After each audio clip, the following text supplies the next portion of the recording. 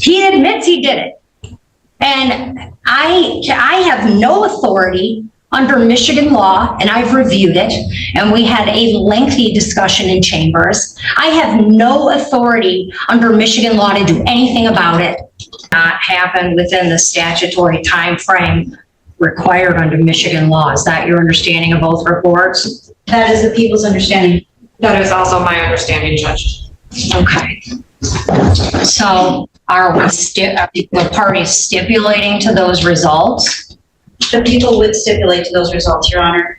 I believe that because there's no mental illness and no intellectual disability, which were found by either Dr. Thomas Shazer or Dr. Stephen Shostak, that the people could not petition for Wayne County probate. Welcome to a competency hearing with explosive stakes.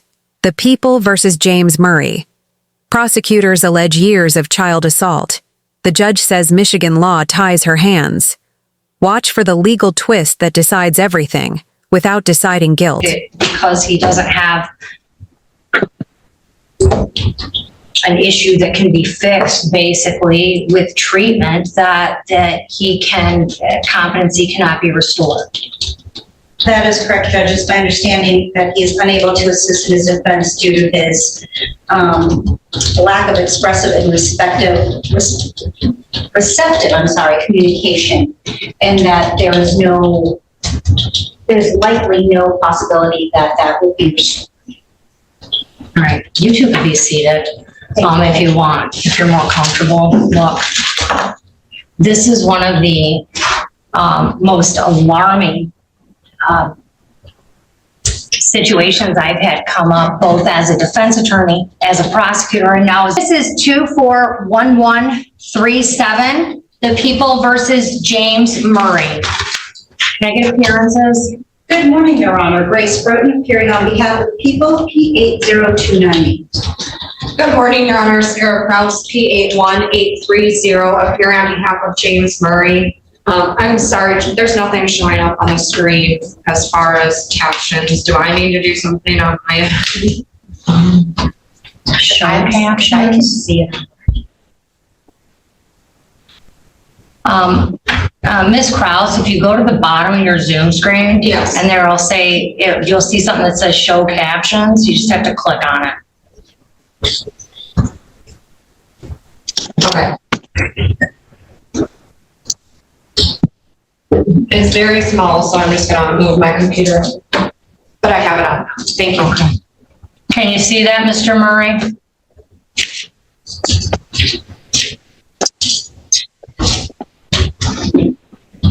Can you see that? Can you see? Yes. All right. So we're here today for a competency hearing. And we had two reports. We had the initial report from the Forensic Center, and then the prosecution requested an independent, which was granted, and we received a report from Dr. Shazer, a forensic psychologist, and his report on competency as well.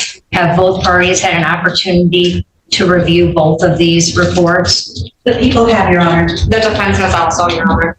Okay, so both reports indicate that the defendant is not competent to stand trial because of his language barriers, because he is hearing impaired and apparently does not know sign language. And both opinions of both psychiatrists or psychologists were that his ability to become competent couldn't. Both experts find Murray incompetent to stand trial, not for insanity but communication. He's deaf, doesn't use sign language, and can't be restored within Michigan's time frame. Competency means understanding proceedings and helping counsel. Should the law allow longer restoration options?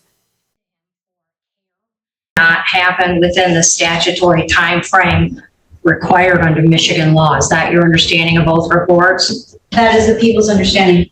That is also my understanding, Judge. Okay. So are we the parties stipulating to those results? The people would stipulate to those results, Your Honor. I believe that because there's no mental illness and no intellectual disability, which were found by either Dr. Thomas Shazer or Dr. Stephen Shostak, that the people cannot petition for the Wayne County probate to take over. They would stipulate to the results in this court. Yeah, that's my understanding of the law as well. I reviewed the mental health code as well as both of these reports, and when both doctors are saying that because he doesn't have an issue that can be fixed basically with treatment, that competency cannot be restored. That is correct, Judge. It's my understanding that he is unable to assist in his defense due to his lack of expressive and receptive communication, and that there's likely no possibility that will be restored. All right, you two can be seated if you want, if you're more comfortable. Look, this is one of the most alarming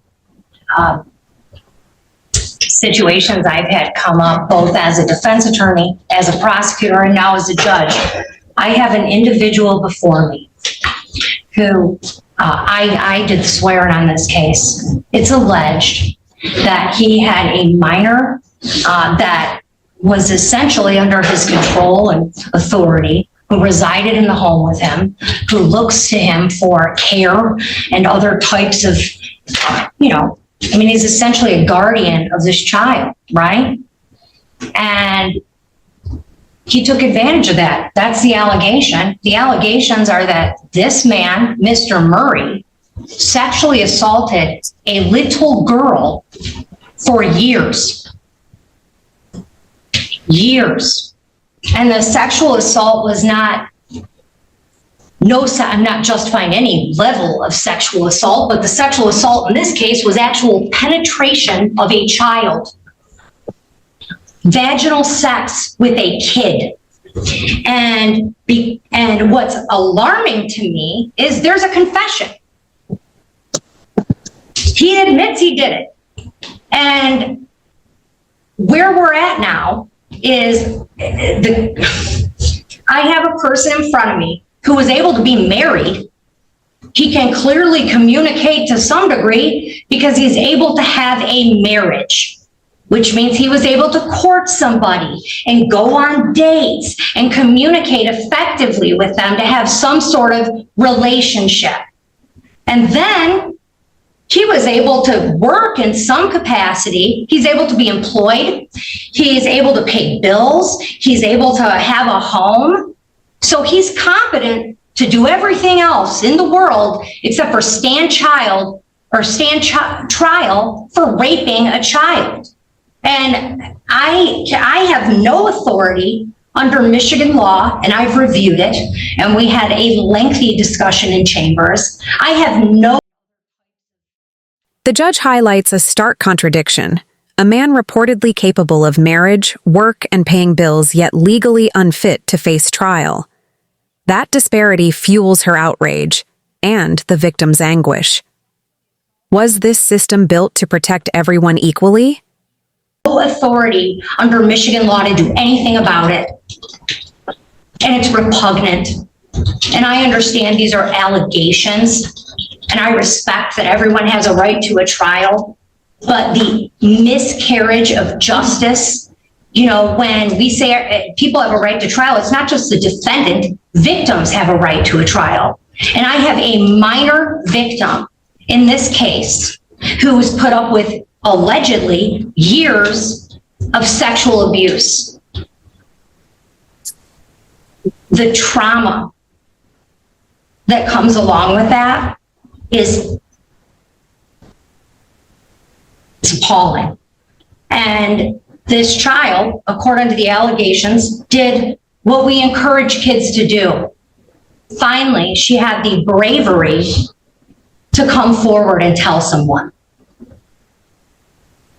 She did exactly what we all go home and tell our kids we want them to do. If something happens to you like this, or somebody touches you inappropriately, tell.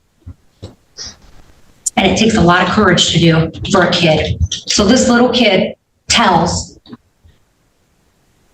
goes to a criminal justice system that is supposed to protect a defendant's rights, but it also is supposed to protect victims and give them some sort of recourse and some sort of justice. And I have to sit here today in a robe that I waited and worked my entire life to get to say that we can't go forward on this case because a guy who understands how to pay his bills, get married, do everything else an adult does in life, doesn't understand what's happening enough here today to assist in his defense, and he gets to walk out of this courtroom with no consequences for these allegations. And this is the most difficult thing I have ever done as a judge and will likely ever do. Because there is a child that is getting no justice. There is a family that is irreparably damaged. This will affect her for the rest of her life. And we all know it. There's studies on it. There's nothing. Her sense of safety. I can't even fathom what I have to do here today. And this loophole in our criminal justice system that somebody who was accused of one of the most egregious crimes in our society is just going back out amongst us. He's not on a sex offender registry. Nobody's going to know that this man has been accused of these allegations.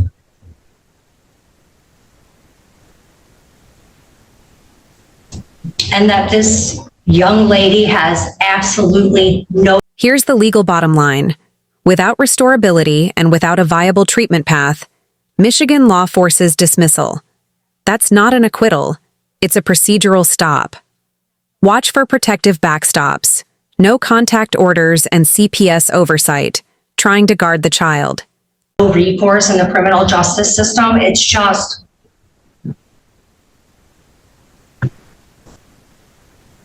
unfathomable. And the idea that Mr. Murray is sitting here today and he can't understand everything, but he understood how to manipulate, allegedly, a little girl and sexually penetrated a little girl it's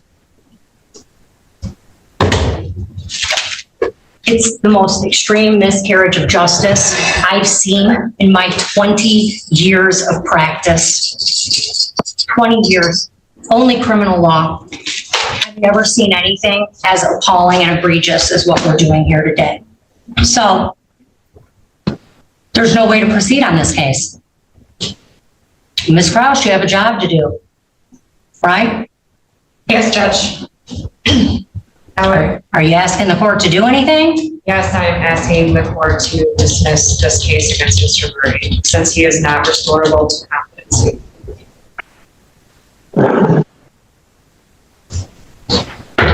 I have no choice. I have no choice under the law in the state of Michigan. Hopefully somebody from somewhere will look at this and address it with the legislature or whoever it needs to be addressed with, because it's terrible, absolutely terrible. Mr. Murray, you go near that little girl, you'll find your way right back here. And we'll go through this all again. And you know what I'll do? I'll lock you up with no bond while the case is pending, and we'll send you for another round of exams. See if you understand anything then. Disgusting. Case dismissed. Thank you, Judge. And there is a no contact order, Your Honor, because there is an ongoing open CPS investigation. So just as a reminder, he is still being investigated under the Child Protective Services. That is correct, Judge. The CPS case is still open and pending at this time. It's my understanding that there is no contact order. He is not allowed to return to that residence. I would just ask the court to remind Mr. Murray of that as well, of the CPS case. Mr. Murray, you are not to go to that residence. There is an order through CPS You're not to go near this child. Oh, you understood that. Didn't you? Yeah, you.